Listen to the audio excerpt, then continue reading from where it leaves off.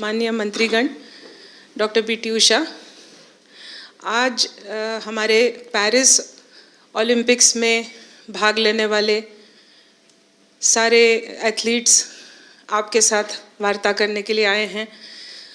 Sir से मार्गदर्शन की अपेक्षा करते हैं।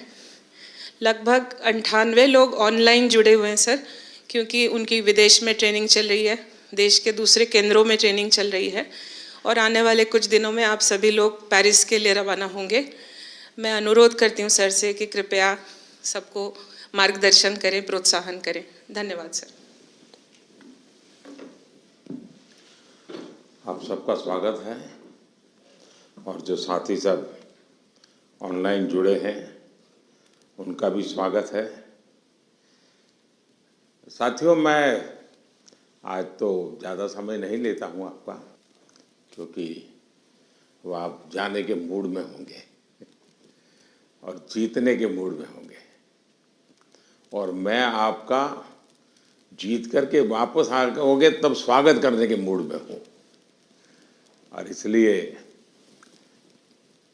वैसे मेरी कोशिश रहती है कि खेल जगत से जुड़े हमारे देश के जो सितारे हैं उनसे मिलता रहूं, नई चीज़ें जानता रहूं, उनके प्रयासों को समझता रहूं और सरकार के नाते अगर व्यवस्था में कुछ बदलाव लाना है, कुछ प्रयास बढ़ाने हैं तो इस दिशा में कुछ काम करता रहूं।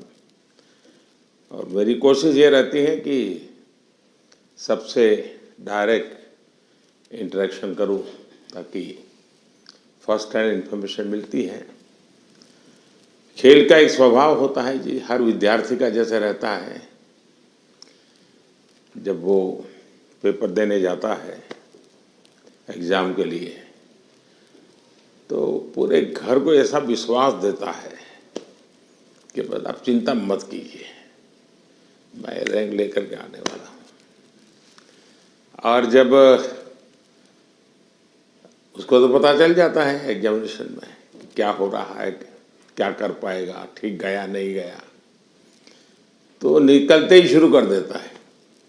पंखे की आवाज़ बहुत आ रही थी, खिड़की खुली थी तो मज़ा नहीं आ रहा था, टीचर बार बार मेरी तरफ देखते थे। तो आपने देखे होंगे ऐसे स्टूडेंट्स, उनके पास बहुत सारे बहाने होते हैं और हमेशा वो परिस्थितियों को दोष देते हैं और ऐसे लोगों की कभी जीवन में प्रगति नहीं होती है। वो बहाने बजाने में मास्टर हो जाते हैं लेकिन प्रगति नहीं कर पाते। लेकिन मैंने देखा है कि मैं कई खिलाड़ियों को जानता हूँ, वे कभी भी परिस्थितियों को दोष नहीं देते। हमेशा कहते हैं कि जी मुझे वो टेक्निक मेरे लिए नई थी, वो जो करता था मैंने अंदाज नहीं लगाया कि वो भी एक तरीका हो सकता है। कहने का तात्पर्य है कि दोस्तों, हम खेलने के लिए जा रहे हैं, हम अपना बेस्ट परफॉर्मेंस के लिए जा रहे हैं, लेकिन ओलंपिक सीखने का भी बहुत बड़ा मैदान होता है। अब तो एक तो मैं अपना खेल खेलूं और टेलीफोन करके सबको बताता रहूं, देखिए आज ऐसा रहा वैसा रहा। दूसरे होते हैं बाकी हर खेल देखने जाते हैं, फलाना देश कैसे खेल रहा है, टिकना देश कैसे खेल रहा है, और वो चीज़ों को पूरी तरह ऑब्जर्व करता है, कोशिश करता है एब्सॉर्ब करने की और आकर के अपने कोच को भी बताया कि यार भाई मैंने देखा उसने तो बड़ा कमाल कर दिया था लास्ट मोमेंट, अब मुझे भी बताइए वो क्या टेक्निक थी। कभी उस वीडियो को लेकर के 10 बार देखता है कि उसने कैसे उसको पलटा था। तो इन्हें जो सीखने की वृत्ति से काम करता है उसके लिए सीखने के बहुत अवसर होते हैं। जो शिकायत में जीना चाहता है उसके लिए भी अवसरों की कमी नहीं होती है। दुनिया के समृद्ध समृद्ध देश भी, उत्तम से उत्तम सुविधाओं के साथ आए हुए लोग भी शायद शिकायत करते हुए नजर आएंगे, और हमारे जैसे देश के लोग जाते हैं, कई कठिनाइयाँ होती है, बहुत सी असुविधाएं होती है, लेकिन दिल में उसके मन में रहता है मेरा देश, मेरा तिरंगा झंडा, और इसलिए वो कठिनाइयों को, असुविधाओं को बिल्कुल साइड में रखता है, वो अपने मिशन के लिए लग जाता है। और इसलिए साथियों, मुझे पक्का विश्वास है कि इस बार भी खेल के मैदान में आप भारत का नाम रोशन करके आएंगे। जो पहली बार जा रहे हैं, जिनको ओलंपिक में जाने का पहला मौका मिल रहा है, ऐसे कौन कौन है? अच्छा, बेटियों की संख्या ज़्यादा है, पहलवानों की संख्या ज़्यादा है। अच्छा, जो पहली बार जा रहे हैं उनके मन में क्या चल रहा है, मैं जरा सुनना चाहूँगा, आप क्या सोच रहे हैं? आप में से कोई भी बताए। हाँ बताइए, आप कुछ कहना चाहती हो ना? ये पीछे, हाँ हाँ बताइए। मुझे काफी अच्छा लग रहा है कि मैं पहली बार। हाँ, अपना परिचय बता दीजिए। और मैं रमिता जिंदल हूँ। एयर राइफल शूटिंग में मैं पहली बार ओलंपिक्स में जा रही हूँ, तो I am very excited to go because Olympics में जाने का सपना तो स्टार्टिंग से ही था मेरा, जब से स्पोर्ट्स स्टार्ट किया है मैंने। तो मुझे काफ़ी एक्साइटमेंट भी है और साथ में मोटिवेशन भी है काफ़ी कि देश के लिए मैं कुछ अच्छा करके आऊँ वहाँ। आपकी ट्रेनिंग कहाँ कहाँ हुई है? मैं हरियाणा से हूँ, बट मैं ट्रेनिंग चेन्नई में करती हूँ। परिवार में भी और कोई खेल जगत से जुड़े हुए थे कि आपने नहीं शुरुआत की? नहीं, मैंने ही शुरुआत की है। अच्छा, वरना हरियाणा में तो हर घर में खिलाड़ी मिलेगा। बैठिए। और कौन कुछ बताएंगे अपना, जो पहली बार जा रहे हैं? बेटियां तो बहुत बता सकती है। दीजिए दीजिए, वो बोलेगी कुछ। हाँ, मेरा नाम रितिका है और मैं हरियाणा रोहतक से हूँ और मैं बहुत खुश हूँ, मैं पहली बार जा रही हूँ। एक्साइटमेंट भी बहुत है कि मैं अपना मैट पे प्रदर्शन दिखाऊंगी, पूरे देश की नज़र मुझ पे होगी और सभी लोग दुआ भी कर रहे हैं और मैं भी अपना 100% दूंगी। शाबाश। और बोलिए ना। हाँ दीजिए, आप संकोच कर रही है, बोलना है, आपको बॉडी लैंग्वेज कह रही है। मेरा नाम अंतिम पंगाड़ है और मैं 53 kg में रेसलिंग करती हूँ। मैं अभी 19 साल की हूँ और मैं ओलंपिक खेलने जाऊँगी। बहुत खुशी है मुझे कि भाई अभी तक ओलंपिक में सिर्फ कुश्ती में एक ही मेडल आया लड़के का, और वो भी ब्रॉन्ज आया, तो मैं चाहती हूँ मैं इससे भी अच्छा मेडल लेके आऊँ। शाबाश। अच्छा, आप में से 18 से भी कम उम्र के कौन कौन है जिनकी एज 18 से कम है? एक, हाँ बताइए बेटा। Hi, I'm Dinidhi Desingu. I am 14 years old. I'm from Kerala, but I represent Karnataka generally. I am really excited to go to the Olympics this year as being a part of Team India. It's a great honor and a great privilege that I got to be a part with such an amazing team this year. I know that it's just the start of my journey, and I know that there's a long, long way to go for me and for all of us over here. I hope that we all make our country proud, and I hope that we come back with great achievements and lifetime goals. Wish all the best. अच्छा, जो लोग 3 बार से ज्यादा बार Olympic में गए हैं, ऐसे कौन कौन है? More than 3 times। हाँ, जरा उनसे सुनेंगे। हाँ, मोर देन 3 times। हाँ बताइए। हाँ, कहिए, झारखंड वालों को तो छूट है कुछ भी बोलने की।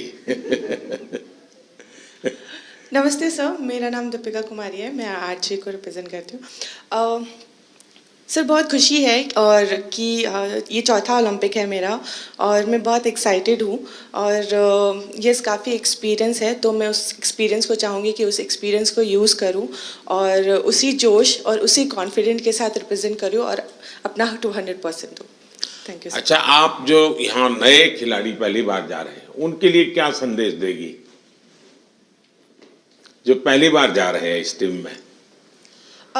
सर मैं बोलूँगी कि डेफिनेटली कि एक्साइटमेंट बहुत ज़्यादा होता है, बट मैं उनको बोलूँगी कि उस चकाचौंध में वो ना घुसे, जितना हो सके वो खुद पे फोकस करे और इन्जॉय करे, पर पूरे फोकस के साथ, पूरे सेल्फ कॉन्फिडेंस के साथ। और मैं ये बोलूँगी कि मेडल जीतना है, उसके पीछे ना भागे, वो परफॉर्म करे, अच्छा परफॉर्म करे ताकि मेडल उनके पास आए।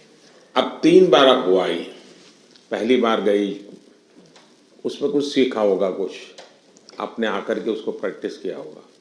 दूसरी बार गई, कुछ और सीखा होगा। मैं जान सकता हूं कि आपने ऐसा कौन सी चीज़ें नई एडॉप्ट की जिसके कारण आपका कॉन्फिडेंस भी बढ़ा है और आपको लगता है कि आप देश को कुछ दे पाओगे? ये ऐसा तो नहीं कि रूटीन जो प्रैक्टिस करती थी वही करते, क्योंकि ज़्यादातर मैंने देखा है, जैसे मैं योगा वगैरह करने की आदी हूँ, तो मैं समझ देता हूँ मेरे लिए। लेकिन मैंने देखा है कि जो एक रिदम बन जाती है, जाते ही जिससे शुरू करता हूँ वही से एकदम से शुरू हो जाता है।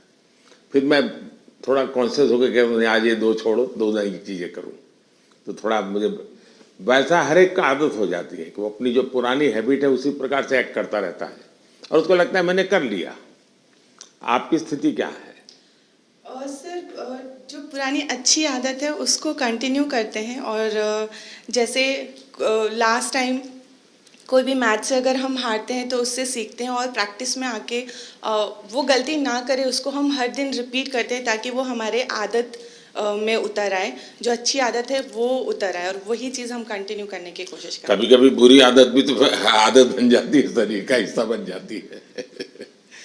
सर, होता है ऐसा, बहुत बार होता है कि बुरी आदत लग जाती है, बट हम खुद को बात करते हैं खुद से और रिमाइंड कराते हैं कि ये चीज़ें हमको कैसे कन्वर्ट करनी है अच्छी चीज़ों में। चलिए, और कौन है जो 3 बार जाकर के आए हैं? नमस्ते सर, मैं पोअम एमआर एथलेटिक्स से हूँ। 2008 में जब मैं ओलंपिक्स गई थी तो मैं 18 ईयर्स थी, तो मैं रिजर्व में थी सर। देन 2016 में हम लोग टीम में भागे थे, तो 2002 के बाद हम लोग फाइनल में नहीं आया, तो this time we want to create a national record and come into the finals. चलिए, with so confidence, thank you. ये जो बाहर जो है हमारे साथ ऑनलाइन जुड़े हैं, वे भी कुछ अपना अनुभव शेयर करना चाहते हैं तो अच्छा लगेगा सब खिलाड़ियों को। कौन बताना चाहता है? हाथ ऊपर करके शुरू कर दीजिए। नमस्कार सर। नमस्ते। मैं पीवी सिंधु। सर, मेरा अभी 3rd ओलंपिक्स में जा रही हूँ सर। तो फर्स्ट ओलंपिक्स में 2016 में सिल्वर लेके आई थी, और 2020 टोक्यो में ब्रॉन्ज लेके आई थी। तो इस बार I hope I change the colour sir, and I hope I come back with a medal. Obviously अभी बहुत एक्सपीरियंस से जा रही हूँ, but definitely it's not going to be easy, but I will try my best and hoping for another medal sir. Yeah. ये जो नए खिलाड़ी आ रहे हैं उनके लिए क्या कहोगी? बस फर्स्टली मैं बस ये कहती हूँ कि आई wish them all the very best. बहुत लोग ये सोचते कि ओलंपिक्स है कैसा खेलना, और प्रेशर भी बहुत रहता है, और कुछ लोगों को ये रहता है कि वो एक्साइटमेंट रहता है कि you know it's a first Olympics and we want to go to the Olympics. But I just want to say that you know it is like an any other tournament. It's just that हम focus करना है, और we have to have that belief in ourself that we can do it. And definitely सब लोग hard work कर रहे हैं, तो I wish them that they give their 100%, not think that it is some different tournament and it is going to be hard, but I just want to tell them that it is like any other tournament and I want them to give their 100%. चलिए, pressure तो सब लोग सब। Thank you sir, thank you. और कौन कोई है जो बाहर से बात करना चाहेंगे? नमस्ते सर। नमस्ते जी। प्रियंका गोस्वामी। नमस्ते जी। तुम्हारे बालकृष्ण कहाँ है? सर मेरे पास ही है, यहीं पे स्विट्जरलैंड में। तो इस बार भी बालकृष्ण को लेके जा रही हो ना? हाँ जी सर, ओलंपिक्स उनका भी दूसरा ओलंपिक्स है। सबसे पहले तो सर आपको बधाई हो कि आप तीसरी बार प्रधानमंत्री बने हैं, और हमें सभी खिलाड़ियों को आपसे दोबारा से बात करने का और मिलने का मौका मिला है। Thank you. और सर जैसा कि दूसरा ओलंपिक्स है और मैं 3 महीने से ऑस्ट्रेलिया में ट्रेनिंग कर रही थी सरकार की तरफ से, और अभी स्विट्जरलैंड में ट्रेनिंग कर रही हूँ टॉप्स की तरफ से।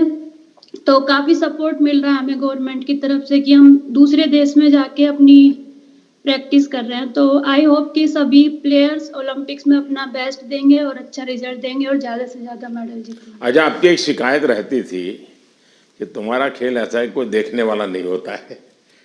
तुम वहाँ प्रैक्टिस कर रही थी तो कोई होता देखने वाला? हाँ सर, विदेशों में तो इस खेल को भी मतलब उतनी ही अहमियत दी जाती है जितनी कि और खेलों में दी जाती है। तो अपने देश में थोड़ा सा कम था, लेकिन जब से आप भी उसको इनक्रेज कर रहे हो कि सब देखो, इस हर खिलाड़ी के लिए आप बोलते हैं, तो हमारे देश में भी बहुत लोग अभी खेल को देख रहे हैं और काफी बढ़ावा मिल रहा है खिलाड़ी को। और हमें भी सपोर्ट मिलता है कि कोई देखता है हमारा इवेंट कि हाँ सब बैठ के देख रहे हैं, तो हमें भी और मोटिवेशन आता है कि अच्छा करना है। चलिए, बहुत बहुत बधाई आपको। और कौन है वहां से कोई बात करना चाहेगा? सर नमस्कार सर। नमस्कार। मैं निखत बोल रही हूँ सर। मैं बॉक्सिंग में 50 कैटेगरी में इंडिया को रिप्रेजेंट करने जा रही हूँ ओलंपिक्स में, और ये मेरा पहला ओलंपिक्स है और मैं बहुत एक्साइटेड हूँ। एट द सेम टाइम अपने आप को फोकस रख रही हूँ क्योंकि पूरे देशवासियों का मेरे ऊपर एक्सपेक्टेशंस है, तो मैं उनकी उम्मीदों पे खड़े उतरना चाहती हूँ और अपने देश का नाम रोशन करके वापस लौटना चाहूँगी। बहुत बहुत शुभकामनाएं। नीरज कुछ कह रहे थे? हाँ नमस्ते नीरज। सर। नमस्ते भैया। कैसे हो सर? मैं वैसा ही हूँ। तेरा चूरमा अभी तक आया नहीं। चूरमा लेके आएंगे सर इस बार। पिछली बार वो दिल्ली में चीनी वाला चूरमा था, आपको हरियाणा का वही तो। और गुड़ वाला नहीं, मुझे तेरी बाघ के हाथ का चूरमा खाना है। पक्का सर। बताइए। बिल्कुल सर, हम भी अभी बाहर हैं जर्मनी में और ट्रेनिंग बहुत अच्छी चल रही है। इस बार मैं काफी कम कंपटीशन खेल रहा हूँ क्योंकि बीच बीच में मुझे एक इंजरी हो रही है, पर अभी काफी बेटर है। अभी कुछ दिन पहले मैं फिनलैंड में कंपटीशन खेला था और वो काफी अच्छा रहा। और 1 महीना है हमारे पास ओलंपिक्स के लिए और ट्रेनिंग बहुत बढ़िया चल रही है। कोशिश कर रहे हैं कि अपने आप को पूरा फिट करके जाएं पेरिस में और 100% दे सर अपनी कंट्री के लिए, क्योंकि 4 साल में आता है। मैं सभी एथलीट्स को ये बोलना चाहूँगा कि 4 साल में मौका मिलता है और अपने अंदर घुस के उस चीज़ को निकालें कि क्या वो चीज़ है जिससे हम अपना बेस्ट दे सकते हैं। क्योंकि मेरा टोक्यो मेरा पहला ओलंपिक्स था और पहले ओलंपिक्स में ही बहुत ही अच्छा रिजल्ट रहा, गोल्ड जीता देश के लिए।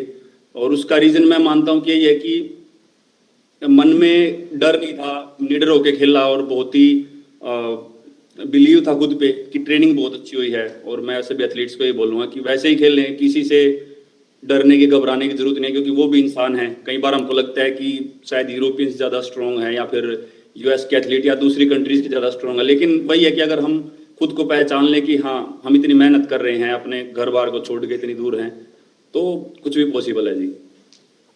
चलिए, बहुत बढ़िया टिप दिए हैं सबको। मैं आपका धन्यवाद करता हूँ और आपको शुभकामनाएं देता हूँ। आपका स्वास्थ्य अच्छा रहे, 1 महीने में कोई नई इंजरी ना हो भाई। बिल्कुल सर, वही कोशिश कर रहे हैं।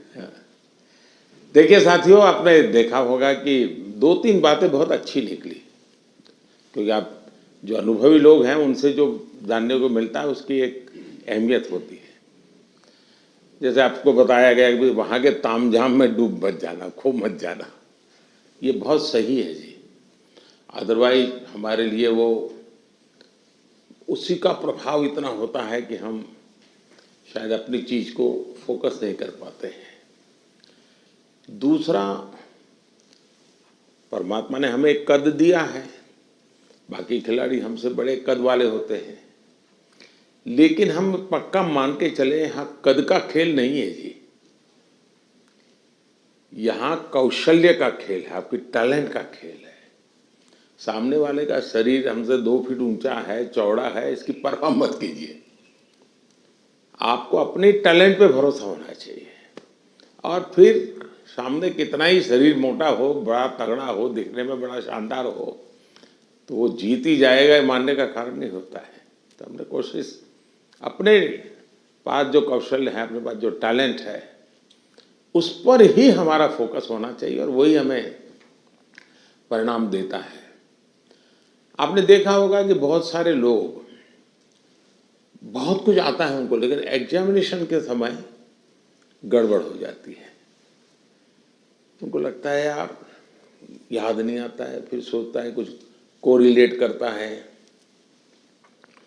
और उसका मूल कारण उसका एग्जाम पर ध्यान कम होता है। उसका मूल कारण होता है कि अगर मैं अच्छा नहीं करूंगा तो घर वाले क्या कहेंगे, अगर मैं मार्क्स कम लाए तो क्या, उसी प्रेशर में रहता है। आप चिंता छोड़ दीजिए दोस्तों, आप खेलिए अच्छा बस। अरे मेडल आते भी हैं, नहीं भी आते, क्या है, ये प्रेशर कभी मत रखिए। हाँ, अपना 100% बेस्ट देना है, ये मिजाज अपना होना चाहिए और उसमें कोई कमी नहीं होनी चाहिए। दूसरा, आप लोग जानते होंगे, आपको शायद ये आपके कोचेज हैं वो सब, ये आपकी जो साइकोलॉजिकल जो ट्रीट करते हैं वो भी आपको समझाते होंगे। खेल जगत में प्रैक्टिस का जितना महत्व है, कंसिस्टेंसी का जितना महत्व है, उतना ही महत्व नींद का है। और कभी कभी तो कल सुबह मैच होने वाला, आज रात को नींद ही नहीं आ रही है, और शायद कोई और चीज हमें जितना नुकसान नहीं करती है उससे ज्यादा नींद का अभाव नुकसान करती है। और आपको आश्चर्य होगा कि एक ऐसा प्रधानमंत्री है जो हमको सोने के लिए कह रहा है लेकिन मैं आपसे आग्रह से कहूंगा, अच्छी नींद बहुत जरूरी है खेल जगत के लिए, किसी भी जीवन के हर चीज के लिए। और आजकल तो मेडिकल साइंस भी नींद पर बहुत बल दे रहा है कि आपकी नींद कितने समय की है, कितनी साउंड स्लीप है, इसका बड़ा महत्व माना जाता है। और नया मेडिकल साइंस में इन चीज़ों को बड़ा स्वीकार किया जा रहा है। और इसलिए कितना ही एक्साइटमेंट क्यों ना हो जी, आप नींद पक्की करके, वैसे आप लोग मेहनत इतनी करते हैं कि आपको नींद आना बहुत स्वाभाविक होता है, क्योंकि आप गहरी नींद में चले जाए तो इतनी मेहनत करते हैं शरीर से। लेकिन शरीर की मेहनत वाली नींद एक बात है, और सभी चिंताओं से मुक्त सोना ये अलग चीज है। और इसलिए मैं आपसे आग्रह करूंगा कि आप नींद के संबंध में जरा भी कॉम्प्रोमाइज, और थोड़े दिन पहले इसीलिए भेजते हैं कि थोड़ा आप वहाँ पर जेट लैग वगैरह समस्याओं से बच जाए, वहाँ थोड़ा कंफर्ट फील करें, और उसके बाद आप खेल के मैदान में उतरे तो आपको सुविधा रहे, इसलिए एक व्यवस्था सरकार करती है। खिलाड़ियों की सुविधा के लिए इस बार भी कुछ नई नई चीज़ें करने का प्रयास किया है, लेकिन फिर भी मैं कह नहीं सकता हूँ कि हर एक को सब कुछ वहाँ सुविधाजनक होगा ही कि नहीं होगा, लेकिन कोशिश की है। इन दिनों हम वहाँ के जो भारतीय समुदाय है उनको भी जरा एक्टिवेट करते हैं, उनको मोबिलाइज करते हैं, जरा आप भी हमारे खिलाड़ियों के साथ जरा जुड़िए। कुछ डिसिप्लिन रहती है इसलिए उतने तो निकट नहीं रह सकते, लेकिन फिर भी वो ख्याल रखते हैं, चिंता करते हैं। जिसका खेल पूरा हो जाता है उसकी तो भरपूर चिंता करते हैं। लेकिन हम कोशिश करते हैं कि एक प्रकार से आप लोगों के लिए कंफर्ट रहें, असुविधा ना हो, और आप लोग अच्छा परिणाम लेकर के आए। मेरी तरफ से आप लोगों को बहुत बहुत शुभकामनाएं हैं, और मैं आप लोगों का फिर से एक बार इंतज़ार करूंगा जब आप 11 अगस्त को तो सारा खेल पूरा होगा। आप में से लोग जल्दी जाएंगे, जल्दी आएंगे, ऐसा तो क्रम रहता है, लेकिन मैं कोशिश करूंगा कि 15 अगस्त को एक बार लाल किले पर जब कार्यक्रम होता है तो आप लोग भी उसमें उपस्थित रहें, ताकि देश देखेगा कि यहाँ से हमारे ओलंपिक खेलने के लिए जो गए थे, क्योंकि ओलंपिक खेलने जाना ये भी बहुत बड़ी बात होती है जी। खेल में क्या करके आते हैं वो तो उसमें 4 चांद लगा देता है, लेकिन देश के अंदर इतना सारा खेल जगत के लोगों का होने के बाद आप में से खेलो इंडिया से निकल कर के खिलाड़ी बने ऐसे कितने हैं? अच्छा, ये भी काफ़ी लोग हैं। तो आपका क्या, कैसा, कौन सा खेल रहा क्या है, बता दीजिए जरा। हेलो सर, मैं सिफ्थ हूँ और मैं शूटिंग करती हूँ। तो खेलो इंडिया ने मुझे काफ़ी हेल्प की है, क्योंकि दिल्ली में ट्रेनिंग करके और उस स्कीम में आके जो भी मेरा रिजल्ट आया तो खेलो इंडिया के कारण ही आया। चलिए, अच्छी शुरुआत है। हाँ जी। आपका? नमस्ते सर, मेरा नाम मनु भाकर है। मैं शूटिंग में ही अभी दूसरा ओलंपिक मेरी इंडिया को रिप्रेजेंट करूँगी। 2018 में जो फर्स्ट एडिशन था खेलो इंडिया स्कूल गेम्स का, उसमें मैंने नेशनल रिकॉर्ड के साथ गोल्ड मेडल जीता था। और वहीं से उसके बाद मैं टॉप्स के कोर ग्रुप में आ गई थी। और तब से बस ये था कि इंडिया की जर्सी चाहिए और इंडिया के लिए खेलना है। और खेलो इंडिया एक ऐसा प्लेटफॉर्म था जो बहुत सारे लोगों को उसने एक मार्गदर्शन दिया है। और आई थिंक वहाँ से काफ़ी सारे एथलीट्स ऐसे हैं जो आज मैं अपनी टीम में देखती हूँ, मेरे साथ भी खेलते हैं और मेरे से जूनियर भी हैं जो खेलो इंडिया से आए हैं। और उसकी एक बड़ी स्टेप होती है टॉप्स, जो मुझे 2018 से ही उसका सपोर्ट मिला है। और मैं बहुत ही शुक्रगुजार हूँ कि इनकी सपोर्ट की वजह से जो एक खिलाड़ी की छोटी छोटी समस्याएं होती हैं वो उनका हल निकाल देते हैं। तो आई थिंक बहुत मेजर रोल प्ले किया है मेरे लिए तो खेलो इंडिया ने और टॉप्स ने। सो जी सर, जो आज मैं यहाँ हूँ मैं उसके काफ़ी हद तक उसका सहारा रहा है। जी शुक्रिया सर। चलिए, बहुत शुभकामनाएं आपको। और कोई है जो कुछ कहना चाहते हैं? आप अपने हिसाब से कुछ बात बताना चाहते हैं? हाँ, नमस्कार सर, मैं हरमनप्रीत सिंह हूँ हॉकी टीम से। तो सर, लास्ट टाइम जो हमने ओलंपिक में ब्रॉन्ज मेडल जीता था 41 ईयर्स के बाद, तो वो बहुत हमारे लिए प्राउड मोमेंट थी। एंड क्योंकि हॉकी की जो हिस्ट्री है वो बहुत बड़ी रही है। एंड इस बार कोशिश बहुत अच्छी चल रही है। एंड फैसिलिटीज़ की बात करूँ, सब दिख रहे हैं। हाँ जी आपकी टोली। तो फैसिलिटी सर, हम बेंगलोर साई में रहते हैं, तो one of the best facilities हमें मिल रही हैं। जैसे आपने रिकवरी के बारे में बोला, स्लीप के बारे में बोला, और वहाँ पे जो हमारा रिकवरी का है, फूड से लेकर सारा कुछ सर बहुत अच्छा मिल रहा है हमें। और इस बार भी हम पूरी अपनी मेहनत कर रहे हैं एंड टीम हमारी जो है बहुत स्ट्रॉन्ग है। तो उम्मीद करते हैं सर इस बार और बेहतर करें और देश के लिए मेडल लेके आएँ सर। शायद किसी एक खेल पर सबसे ज़्यादा देश का प्रेशर है तो हॉकी पर होता है, क्योंकि देश के सब लोग मानते हैं ये तो हमारा खेल है, हम कैसे पीछे रह गए। सबसे ज़्यादा प्रेशर रहता है हॉकी के खिलाड़ियों पर, क्योंकि देश का हर बच्चा ही मानता है ये तो हमारा खेल है, ये हम कैसे हार सकते हैं। बाकियों में तो कहते हैं हाँ भाई चलो हमारे लोगों ने कोशिश की, प्रयास किया, निकाल रहे हैं। ये हॉकी के विषय में कॉम्प्रोमाइज नहीं करते और इसलिए उनको मेहनत भी ज़्यादा करनी पड़ती है। लेकिन मेरी शुभकामनाएं हैं, आप पक्का करके लाओगे, मुझे पूरा भरोसा है। Thank you sir, thank you. चलिए साहब, मैं आपसे यही कहूँगा कि ये देश के लिए कुछ कर गुजरने का एक अवसर होता है। आपने अपनी तपस्या से इस स्थान तक पहुंचे हैं, अब आपके लिए अवसर है देश को कुछ देने का। और देश को देने के लिए खुद का बेस्ट खेल के मैदान में देना पड़ता है। जो खेल के मैदान में खुद का बेस्ट देता है वो देश के लिए गौरव लेकर के आता है।